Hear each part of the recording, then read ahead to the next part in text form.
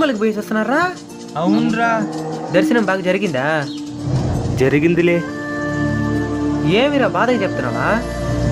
మనం దర్శనం చేసుకోవాలంటే క్యూలో ఎంత నిలబడాలరా? డబ్బులుండేవాడు ఒకడు వచ్చినాడు, నేరుగా దర్శనం చేసుకుని వెళ్ళాడురా.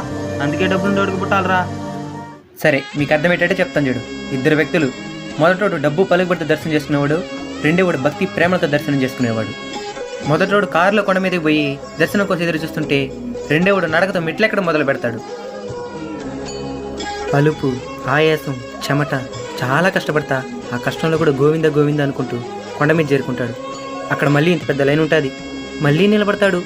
చివరికి శక్తి మొత్తం నశించిపోయి భక్తి మాత్రం మిగిలి దర్శనం కోసం ఎదురు చూస్తుంటాడు. చివరికి ఇద్దరు చేరుకున్న ఎంకన్న దగ్గరికే మొదటోడు ఎంకన్న దర్శనం కోసం ఎదురు చూస్తుంటే ఆ ఎంకన్నే రెండోవాడు దర్శనం కోసం ఎదురు చూస్తుంటాడు. ఇప్పుడు చెప్పండి రా, ఎవరిలా ఉందాం అనుకుంటున్నారు?